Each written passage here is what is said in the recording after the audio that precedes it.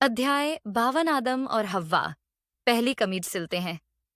इसके बाद आदम और हव्वा ने कुछ नहीं कहा, बल्कि अपने सृजन और उन शरीरों के कारण जो अब एक पृथ्वी पर बने वस्त्र की जरूरत रखते थे, परमेश्वर के सामने रोने लगे।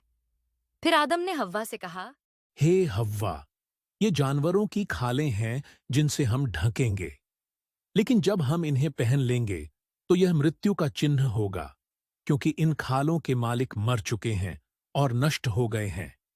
वैसे ही हम भी मरेंगे और समाप्त हो जाएंगे।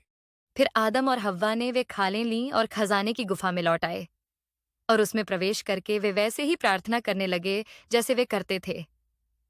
और वे सोचने लगे कि इन खालों से वस्त्र कैसे बनाए जाएं, क्योंकि उन्हें इसका कोई ज्ञान नहीं था। तब परमेश्वर ने अपने दूत को उन्हें यह सिखाने के लिए भेजा कि इसे कैसे करना है।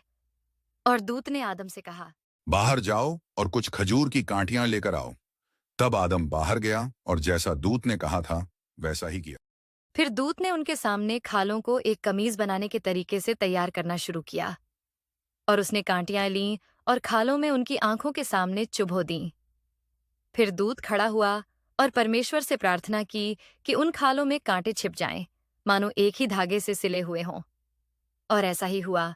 परमेश्वर की आज्ञा से वे खालें आदम और हव्वा के लिए वस्त्र बन गईं, और उसने उन्हें वस्त्र पहनाए।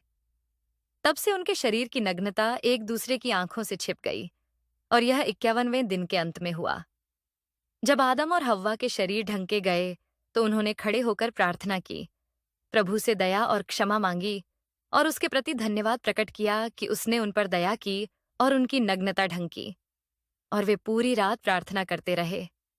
फिर जब सूर्योदय के साथ सुबह हुई, उन्होंने अपनी आदत के अनुसार प्रार्थना की और फिर गुफा से बाहर निकले।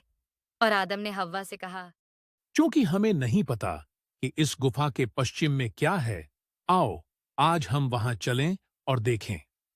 फिर वे बाहर निकले और पश्चिमी सीमा की ओर बढ़े।